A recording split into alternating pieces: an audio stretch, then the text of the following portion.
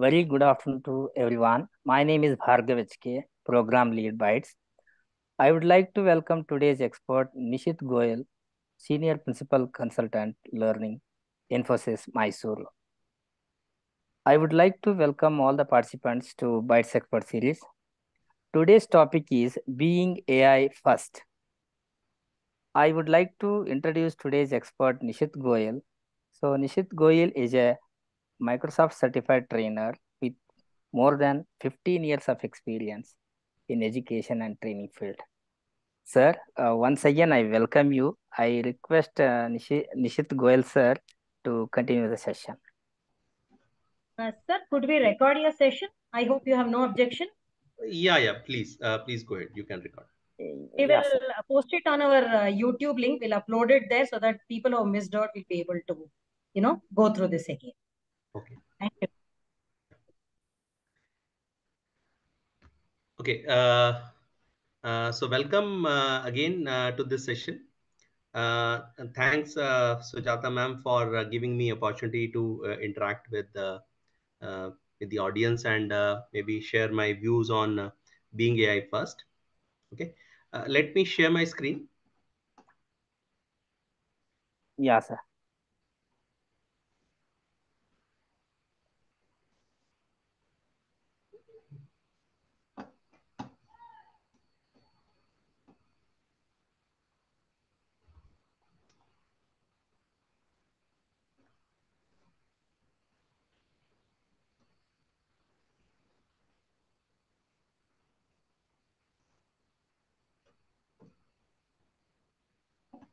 It is visible, sir. You go ahead. Okay. Yeah. Thank you. Right. So welcome again. So before I start this session, let me just give you a intro of the topic, set the context, what we are going to cover in today's discussion. So today's topic I have chosen keeping in mind what basically industry is looking at. So here AI is one of the area where we are looking at a lot of innovation, a lot of new things coming.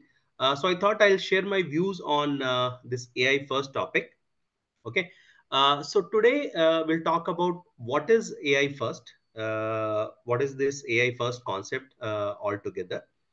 Uh, Further, we'll talk about generative AI. So generative AI is an area where a lot of traction has happened in last 6 months to 1 year. So what is that generative AI? And I will be talking about prompt engineering.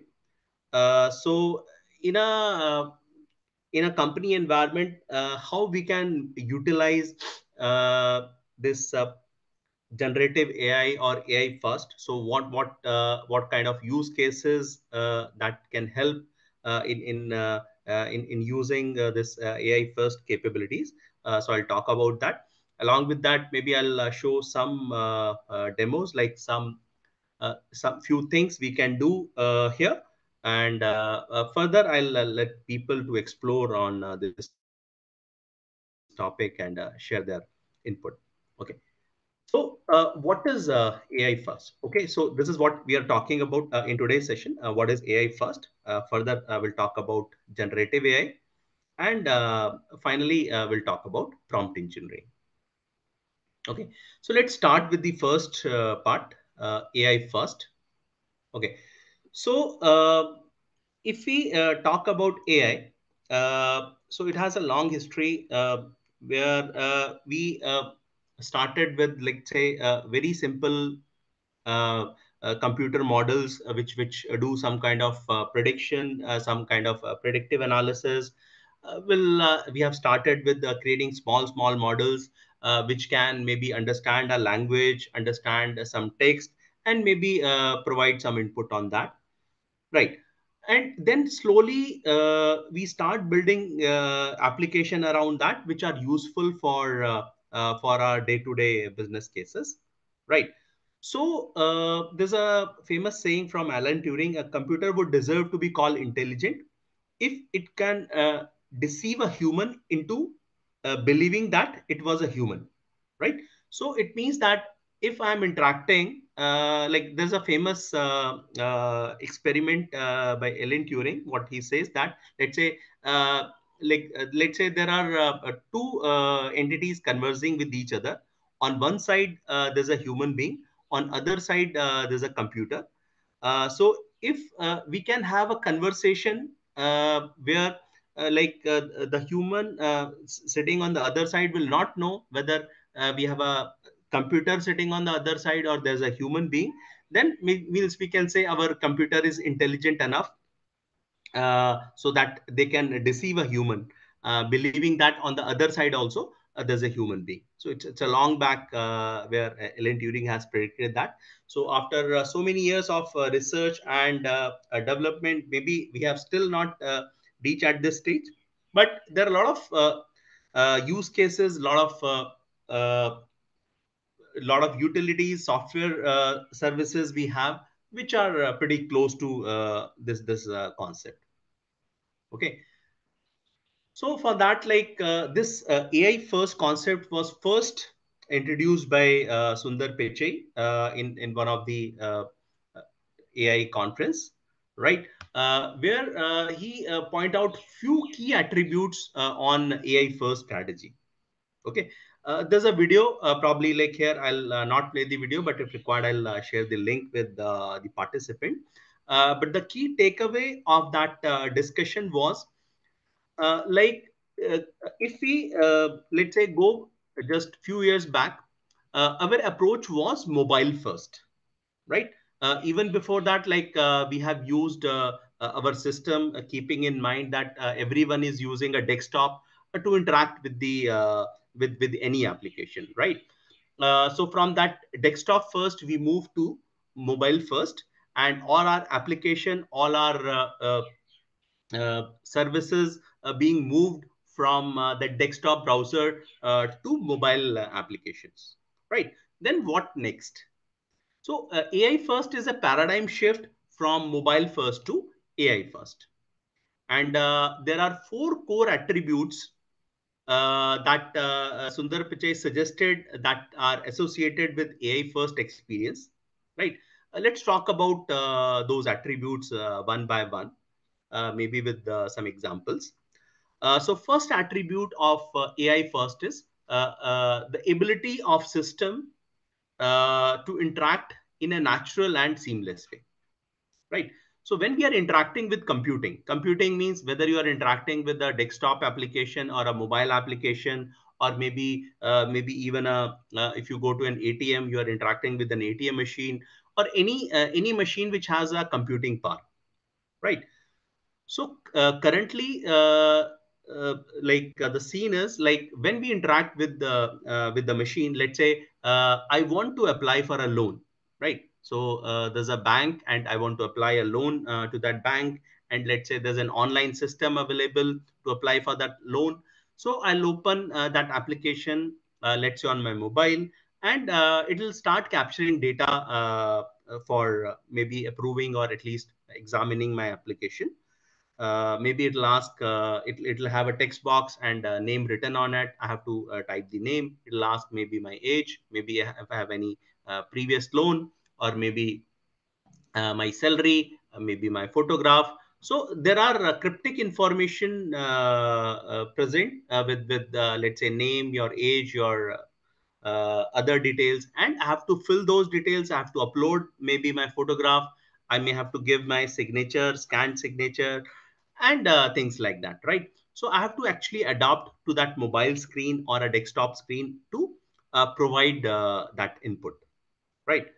But what is the paradigm shift if we talk about AI first? So there should be a system which interact with the users in a natural and seamless way, right? So it should not be a screen with the prompts and it is asking, and if there's an error, it is just showing a red mark there and say that there's an error. There should be an interactive, like maybe when I open a bank site, and it'll ask like maybe there's an AI genie kind of creature there, and ask, okay, what service we can provide to you, Probably then I'll say in natural way, I'm looking for a personal loan. And then there's a conversation. Okay, what is your name? What is your salary? Or maybe can I take a photograph of yours? Right? Can like maybe on your touch screen, can you sign so that I can capture your signature or whatever? So in a natural and seamless way, maybe the system on other side is capturing my details, and finally will confirm that okay, these are the details, and shall I submit your application? I'll say yes. So application would be submitted. Okay. So the paradigm shift is in place of I am adopting to the bank system, bank is adopting to my style, right? The way I interact with the human being in the same manner, the computing machine is interacting with me and capturing the input, right? Second paradigm shift is ambient and multi-device presence, right? So this computing or maybe this AI experience is not limited just to a desktop or a mobile phone, right? It has to be multi-device, right? So now we see that we have watches with smart features that they can detect, like maybe how many steps you have walked during the day, what is maybe your how many for how much like there are even watches, smart watches that can alert you, okay, you have drink water 1 hour before, so it's a good time to have one a glass of water. They remind you that it's almost 1 hour 2 hours before you have drink the water. So it is not limited to your mobile phone, or even you interact maybe with your car dashboard, or maybe with your gadgets that you use on day to day basis, right? So with AI, the presence will be multi devices. It will not be just limited to a desktop or a mobile. Any other device, whether it is a watch or maybe a uh, goggle or glasses, like we have smart glasses or maybe our car dashboard, right? Even there are smart kiosk in the ATM, or maybe even in the banks also. Like if you want to withdraw money, so there may not be a person sitting there. They'll say that there's a kiosk there. You can maybe interact with that kiosk and maybe get your work done, right? So it will be multi-device. It will be ambient. And third important paradigm shift, it will be uh, thoughtfully contextual computing, right? So what is a contextual computing, right? When you are providing service to your customers, it should not be without any context. So some basic context that we capture, maybe the device location, right? Let's say person is in a particular city, right? So that is a very basic context, or maybe the age of the person or the gender of the person. And based on that, we'll try to provide the service. But what are the other context that we can add, right? So let's say I'm in a city and I'll ask, okay, what are the close by restaurant where I can have my meal, right? So some basic context is based on the city, based on the location, it will provide like these are the restaurant. But what are the other contexts we can add? Probably like what are the what are my preferences for the food? Maybe I like continental foods, or I like Indian food, right? Or maybe maybe mostly prefer snacks, or I go for a heavy meal, right? So those maybe previously I have uh, done similar things. So based on that, probably it will suggest that okay, this is the cuisine you like, and there's a restaurant serving the same cuisine there, right? So apart from some basic context like location or the age, there could be other context that can be added, right? And finally, the paradigm shift that will happen from mobile first to AI first is computing that can learn and adopt. Okay. So one example I'll give you, like maybe most of you, or at least many of you, must have used translate service from various providers, let's say Google. So when we use that translate service, we ask that service to, let's say, translate something. So after that, it'll ask like what is your feedback on this translation? Whether you are okay with this translation, or you find this translation is something is missing or misleading, right? So probably if we provide input, it can learn from that and maybe update what could be the better translation for this sentence, right? Or you use maps, so it provide the map information, and then there's an option to provide feedback to that, right? Whether that map is providing the right location, or maybe probably uh, you search for a store, right? I'm looking for a store where I can purchase mobile phones. Maybe a map show me a location of a store, that okay, there's a store where you can purchase the mobile. Let's say I went to that, but I came to know that that store is already shifted to another location 1 month back, right? So I can provide an input that this location is incorrect. The shop is already moved, right? So a map can adapt to that input based on, let's say, a few people have given input, so it can update that map. So computing that can learn and adopt based on the input, or the experience it has captured while interacting with the users, right? So if I maybe let's say I'm using some device like Alexa or any other such device, and I'll say play music, and it'll play some kind of music, and I'll say no, no, no, this is not the music I'm looking at. I'm looking out for something else, right? I'll give more description. Then probably that engine will able to adopt to my preferences, and next time when I'll say play music, so it will play music as per my input what I've given, not a generic one which probably it has done in the first step, right? So these are four attributes which are associated with the AI. Okay. I'm not sure whether we have option for like people giving any input or any question. Otherwise, I can capture that later and maybe provide my response to that. Okay. Mm, right. So uh, now let's talk about, let's say, how do we apply this AI in software services, right? So mostly when we talk about AI, uh, the first thing that comes to our mind is different products, right? Whether it is an watch, whether it is glasses, whether it is maybe car dashboard, whether it is a smart washing machine, right? Whether there are smart TVs, right? So where probably like they are providing response based on input, and with by adding some intelligence. But what about software services, right? So if I'm using a software service, how AI can help us, right? So now comes the second part. We can make use of generative AI. Okay. So now the question is, what is generative AI? Okay. How the word generative AI comes? Okay. So and the AI which we was using before, what kind of AI that was, right? So how that AI was different from this AI, right? So let's come to the second part of our discussion.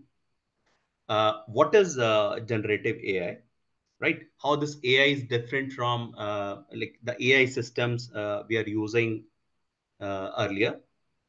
Okay.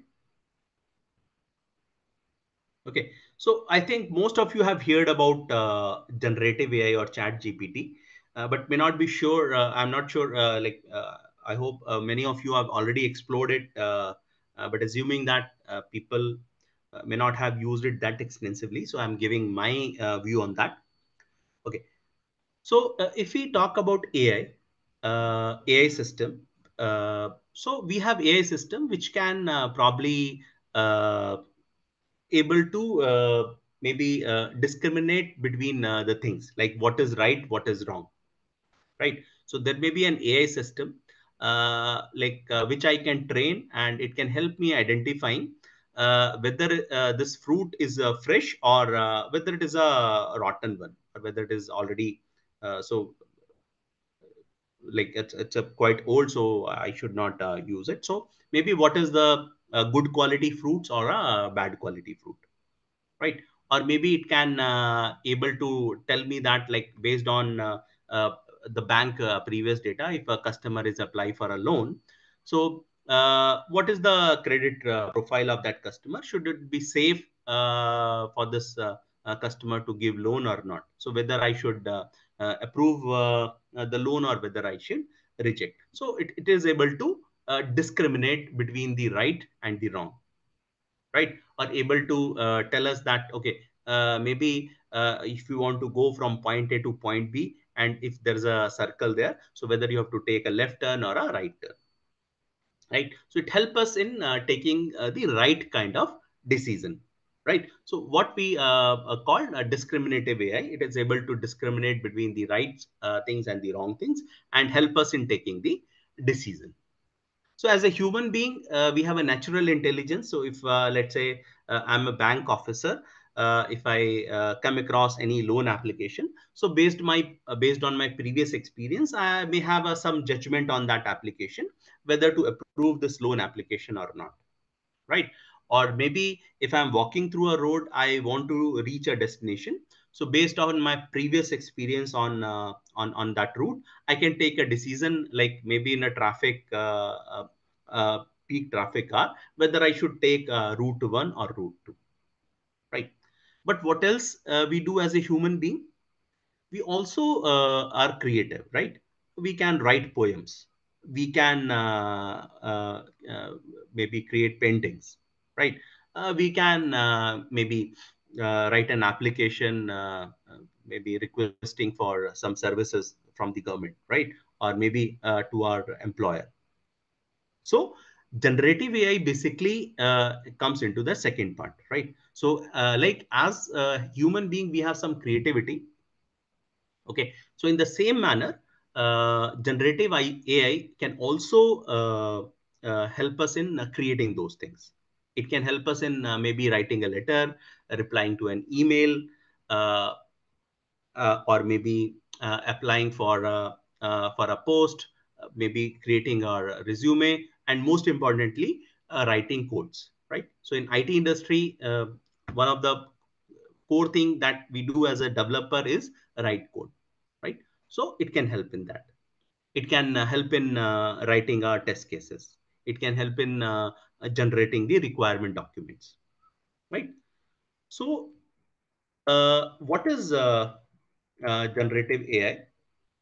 Okay, so the recent changes, what we have seen, there are breakthrough, because there are some applications available which use this generative AI, and help us in generating various content, right? So the approach we used to have in generating contents is drastically changed. Let's take some example, and then probably I'll show you some demos on that also. Okay. So what is generative AI, right? So as I was talking, traditional machine learning was discriminative capabilities, right? Like as I said, it can distinguish between a right step and the wrong step, right? Whether to apply, if a loan application is there, if whether to accept it or to reject it, right? But recent algorithms have generative. They can generate new type of data, right? So there are algorithms like GPT-3, GPT-4 that includes not only textual contents, but other contents like audio, codes, simulations, and videos, right? So still people are like exploring this part. Uh, like there are two drastic views on two different views on this generative AI, whether it is useful or whether it is scary. There are talks about like maybe it will replace many of the jobs. Okay. So what is that, right? So let's try to figure out the answer, right? So today, even I don't have a correct means correct answer whether it will be scary or it will be useful or what is the limit, whether we should go ahead with this technology or what limitation we put on that. Okay, so all these things people are learning and these things are evolving. So what is the today's view that and what my understanding that I'll try to share with you. So So first of all, let's talk about the different AI models that we have, different services that are available. Okay. So one very common AI model that is available uh, that we use using Chat GPT is creating code, creating text, creating conversation. Right. So the popular one is Chat GPT, but apart from that, we have Bloom, we have Jurassic one, we have Cohere, right?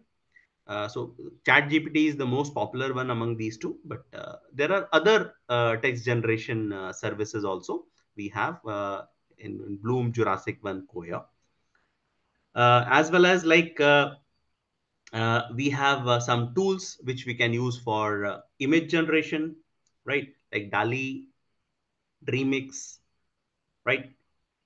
Midjourney, Stable Diffusion. So these are some of the services which we can use to generate some images. Okay. Uh, so these text generation, they use large language models. Maybe it's a short discussion, so I'll not go into details of what is large language models, but broadly they use these models for using these codes conversation. Apart from that, there are services available which we can use even for video generation, right? So it can create video, specifically music, sorry, voice generation and video generation. So we have services which can generate voice, right? So even like if you see today's and some of even there are news channels which actually they have AI supported news anchors, right? So in place of a human being reading a news, if you see some of the popular news channels are using AI generated bots that read news for us, right? So there are some tools available for that like WaveNet or DrumGin, right? Even we have services for video generation, right? So there's a Make a Video by Meta. So they can create a video matches that description. So basically, you have to provide an input, and based on that, they will generate AI video. Okay. So with this input, let me show you some of the demos.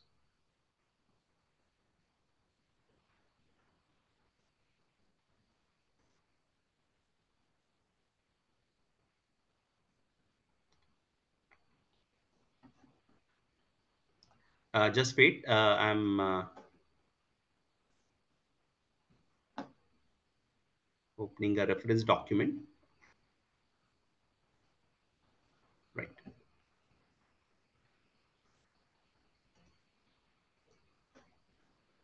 Yeah. Meanwhile,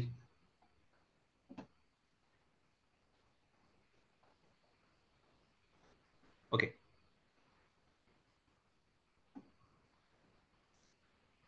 Let me share the screen once again.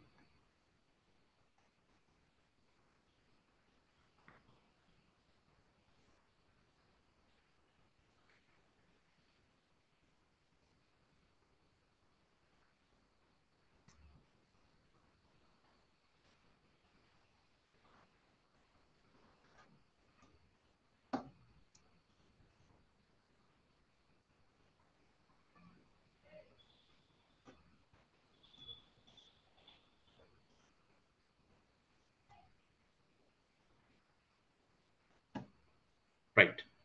So hope you can see Yeah, sir, this chat. visible. Yeah, okay, thank you.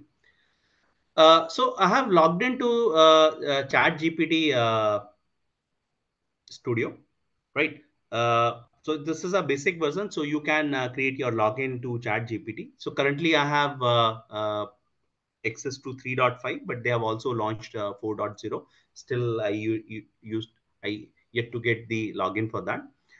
So let's see some example like what we can do with this Chat GPT. Okay, so let's start. Let's say I want to do some code generation. Okay, I want to generate some code, maybe generate some Python script or a HTML script. So let's start with one very simple example. Okay, I want to write an HTML code for a table with let's say 3 rows and 3 columns. Right. So I can simply give my input, like write an HTML code for a table with 3 rows and 3 columns. And if I submit my request, right? So you could see it is generating that code for me, right? Also with the explanation, right? So the explanation says the table tag is used where tr element to define each row, td is for each cell, border one, right?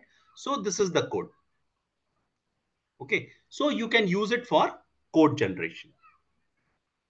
If I want to be more specific,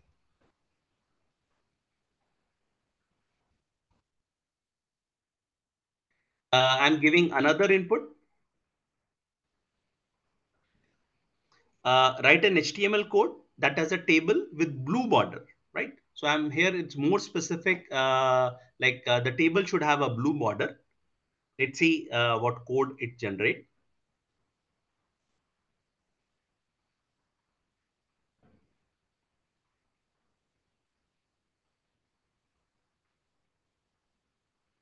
right? So it has used, if you could see, it has used code where it has set the border as blue.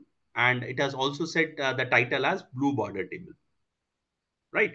So we can be specific on what kind of output we are looking at. So whether it is a code generation or whether you want a description on any topic. Let's say you are exploring a topic and you want to understand some basic concept about that. You want to know what are the good references. You want to know maybe where I can learn this topic more, if there are any courses available. So all that information you can use. Even let's say there's a topic on that, you want to generate some question, right? So let's say I'll say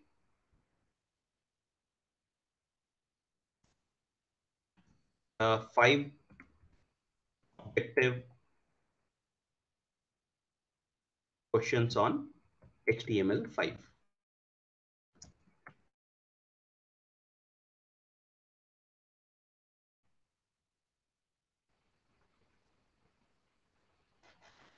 Okay, so you could see it is generating those objective questions, right? What is the purpose of canvas element in HTML5? Which HTML5 is used for playing audio? So likewise, it has generated questions for us. So not only it can write code, it can be used to learn about a topic, also maybe to generate some objective questions, or maybe even to write some test cases, right? Let's take some more examples.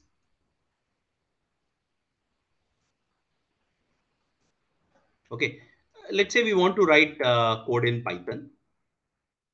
Okay, so I'm writing that write a function to calculate interest in Python that calculates simple interest. So I want to write a function in Python that can calculate simple interest.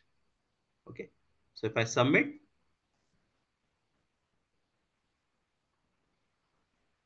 right? So you could see it is writing a simple code. Also, it's giving the explanation, right? Where it is calculating some interest. So it is giving some sample values like principal amount, interest rate, time period, and it is using a formula, and it is printing the simple interest, right? What it can also do, let's say you have a code and you want an explanation, right? So let's say there's a code, but I'm not able to understand what this code is doing. So you can also ask, can you explain this code for me? This code is written, but what this code is doing, I don't know. So you submit this code as an input, and chat gpt can explain what this code is all about, right? Plus, let's say some other simple thing, let's say uh, I'm giving an input, right? Like this is a statement. Let's say we provide IT services to Fortune 500 companies. So what I want this text to be translated in some other language. Okay. So although like we have many translation tool, but like this generative AI can also be used for that, right? So if I submit, right? So you could see we got the answer, right? The translation, we provide IT services to Fortune 500 companies to German is this one. Although I cannot read German, but I believe it should be a correct translation, right? So these are the things we can use, right? So there are many possibilities. People are still exploring. Like there are a lot of interest in generative AI. People are coming up with the different use cases, and means exploring like what are the good things it can do and what are the limitation. Definitely, there are certain limitation of this Chat GPT or generative AI that we'll discuss. Okay. Uh, let's take one more example, because when we generate it, it not always generating text. Let's say we also want to generate some images. Okay. So there's another portal, Stable Diffusion Web, which we can use to generate an image. Okay. Let's say I'm giving a description, right? So we give description through our prompt, generate a dinosaur. I want an image of a dinosaur to be generated, right? And what I want that the dinosaur should be standing on its leg with the mouth wide open, as well as there should be trees in the surrounding, and the dinosaur should be taller than the trees, right? You can define certain style. There are some advanced options. So right now I'm not going with that. Let's say I'll simply click generate, right? So this is a free one. So there is a queue. So I think it will take some time to generate. So this is the total queue. This is my queue number, right? So once this queue will come to zero, and this much time is passed, it will generate the image, right? So currently I'm using a demo version, but maybe if you go for a paid version, so there may not be any queue.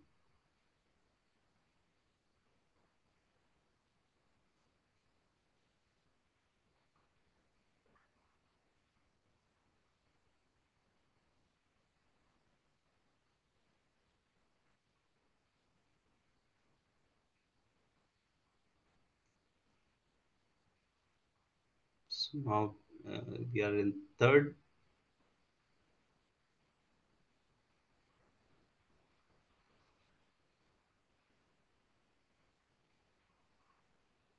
Right. So now it has started processing our request.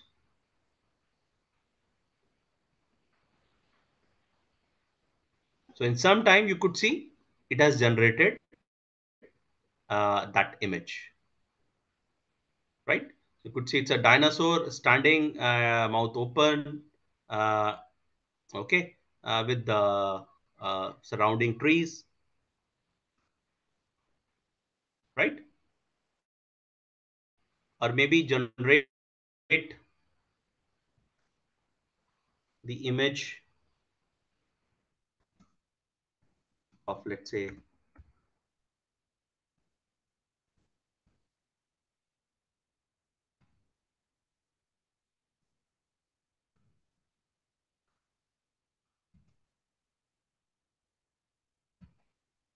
okay, I want an image of Taj Mahal in full moon.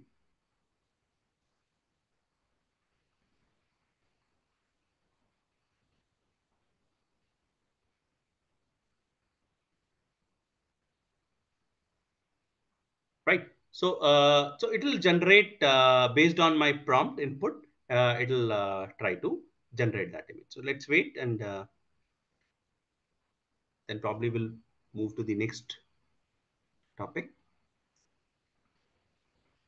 I think now queue is slightly long.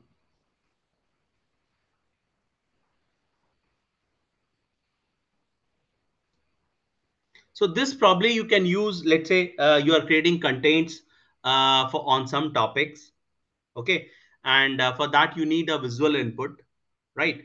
So you can generate those digital images, right, which may be customized based on your requirement. So in place of searching that image and maybe using it with your contents, you can just give a description. So now depending on how good your description is, the image will be that much close to what you requested for.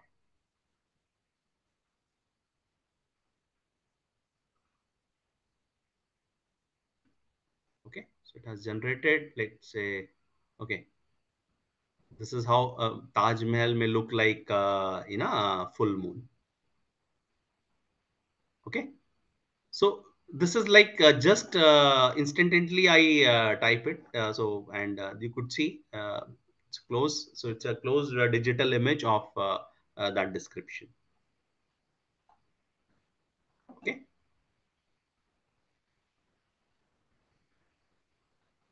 So these are some of the example. Let me then switch back to our topic.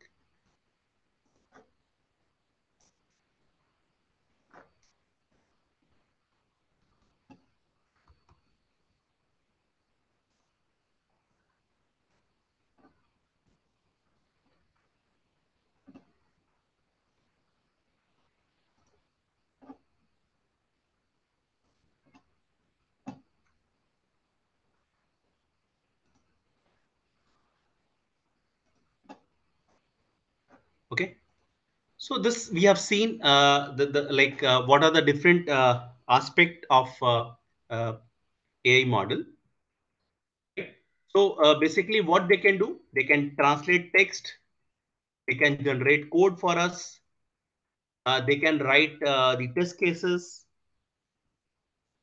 they can write a letter. So if you have an idea that you want to, let's say, want to write a letter to invite someone for an official visit, so it can generate a letter, right?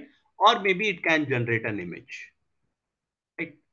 So you could see it say that light Taj Mahal lit up with golden and blue color. So I thought let's give a different input or a prompt on blue moon. So you should see accordingly it has modified the image, right? So, but like now the question is whether this spell an existential crisis for us, right? So whether we will become irrelevant if this generative AI becomes norms of the day, right? But there are certain limitations. So before we pass any judgment, we should look at the limitation, what limitations we have with this generative AI models, right? So these are some of the limitation. So the OpenAI itself claimed that Chat GPT sometime writes possible sounding but incorrect or nonsensical answer, right? So you cannot use the output of Chat GPT and use it as a standard answer, right?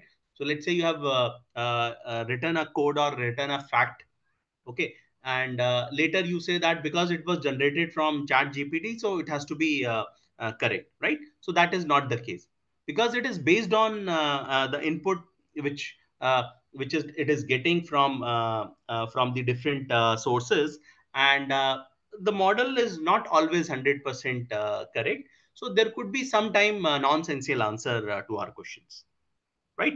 So whatever model is used in whatever large language model we are using, they are based on data till fixed date of time, right? So if any current event is there, let's say if maybe if I ask like a question on let's say G20 conference recently conducted in India. So Chat GPT may not provide any answer for that, because this is not this data is not yet publicly available, or even if it is available, maybe our model is not trained on that data, right? So it has no update with the real time information. So maybe if you want to write something on let's say this recently conducted G20 conference, so Chat GPT may not be the right platform for that. Okay. So model can be misled, fooled by prompts. So whatever input we are providing, maybe so model can be fooled, so it may not understand the right intention, and it may give some wrong answers, right? So so there are some limitations. So my take on whether will there will be an existential crisis, or whether will be replaced by Chat GPT is like, we still this is in a nascent state, and there are many use cases which are coming. Definitely some of the repetitive task will reduce. It will improve the efficiency, but definitely we need a subject matter expert which can verify the code generated, or maybe the article generated, or a letter generated by Chat GPT. Maybe it will generate that letter in the right English. We may not able to find any error with the grammar, but there may be some error with the fact, or the points which we want to make there, right? So there definitely we need input from subject matter experts, right? Okay. So now uh, how, let's say in an IT company, these generative AI, or this Chat GPT can help, right? So there are some new kind of profiles that you may see. Let's say if you see some of the job related aids, so you will find that whether you have a prompt engineering skill, right? So what is prompt engineering? First of all, let's understand what is prompt, and then what is prompt engineering. So basically, in Chat GPT, what we do, we use a model, and to use that model, we use input. Okay. So that input we provide in the form of some text and some additional information through a prompt, right? And what is prompt engineering? A prompt engineering is a skill to provide required information, so that our output would be as close as our requirement, right? So as a prompt engineer, your skill should be provide right kind of input to generate right output. Okay. So for as an engineer, if I say that I'm a prompt engineer, means I have a skill to describe a given task as a set of inputs, prompts to AI engine, right? If you simply write something, so maybe you will get some output, but that may not be close to what you are requested for. So it may be only 40% correct or 50% correct. But if you give right set of input, then maybe it will close to 80% correct. So it will improve our efficiency, right? So prompt should have sufficient information to describe the problem and its context. Okay. So finally, let's talk about what kind of key concepts we have in prompt engineering. Okay. The first is the intent. What is the intent you have to do that activity? Okay. So let's say we use several example. Let's say my intent is to write a code to calculate something, or maybe to generate a page. okay, or maybe to generate an image. So that is my intent. So first thing, that should be very clear, what is your intent. So that is why whenever I have given that prompt, I started with write a code in Python or generate an image, right? So first thing that you have to tell or maybe write when you are using prompt engineering is what is your intent. Then what are the different context and pattern, right? So like I used to generate an image, so I say that okay, I want uh, trees in the background. I want let's say the dinosaur to be higher than trees, right? So what is the context? Simply I want a dinosaur image to be generated, or let's say there is some background information is there, or there is a pattern I want to follow. So that also you have to specify. Okay. So that's what, like when I say generate an image of a Taj Mahal, I'll say it should be in the moon, full moon, right? Or when I say that okay, I'm giving a text, so the I'll say translate the above text. Means the context is whatever text is written above, that is not the instruction, right? So here I have differentiate between the instruction and the input. The statement above is an input, but the instruction is to translate, right?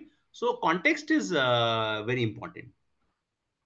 Then there are certain model behaviors, right?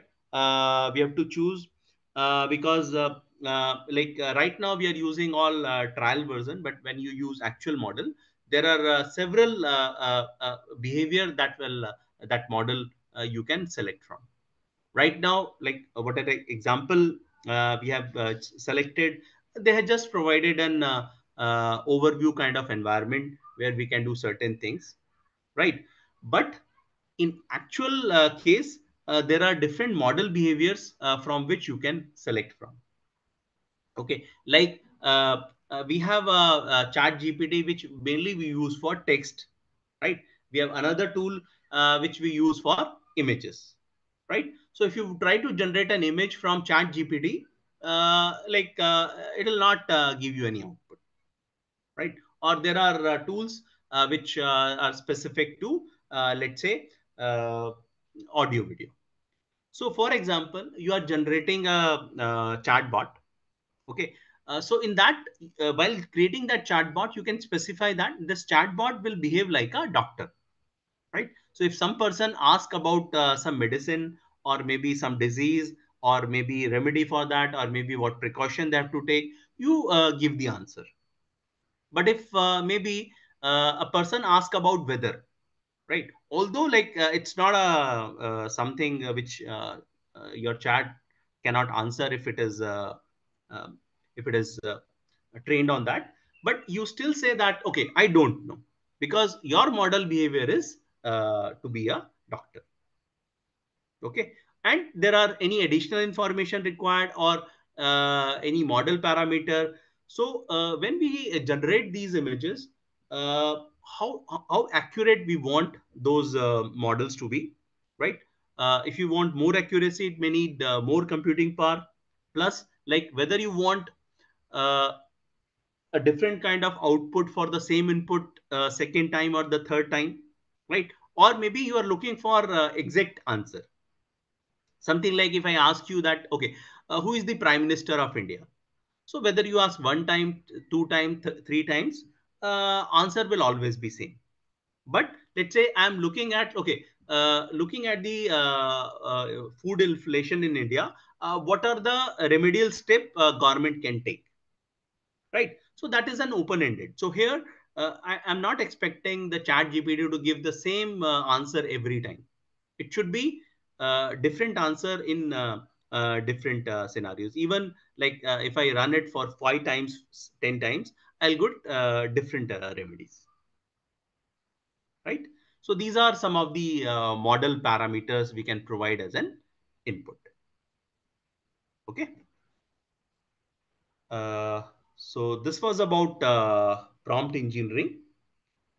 uh, I'll finally conclude this session by talking about some of the use cases.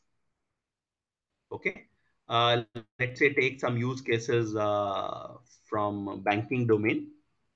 Okay, let's say you are working in a banking domain, and before maybe writing an application, there are some key terms that you want to understand.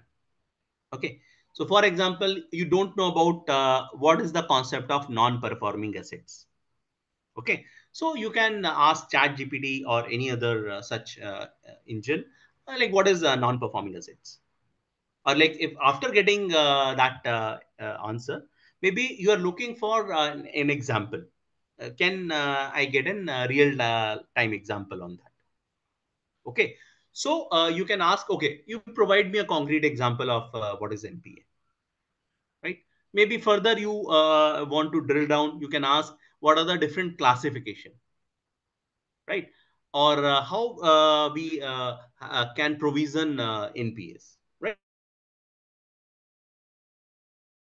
So you can draft some set of questions, you can probe and in a contextual manner, you can get answer on that. So probably after these prompts, after these five prompts, you may able to get the answer on what is npa, what do we mean by classification or provisioning of those npa, what are the different classification, and probably you will are better equipped to maybe work with the banking industry or maybe create an application for that banking domain, right? So that's it from my side. Thank you, sir. uh, so any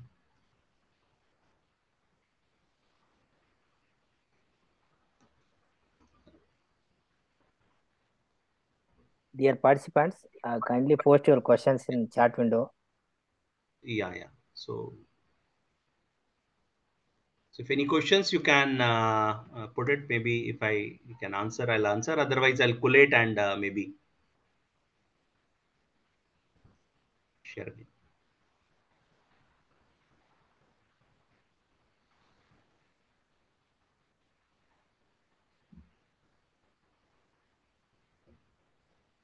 Thank you, sir.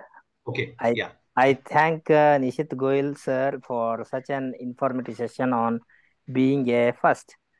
Now I request Nishit Goel sir to accept virtual memento as a token of love and respect. Okay. Thank you, sir. Thank you very Eh, much. Thanks for the opportunity.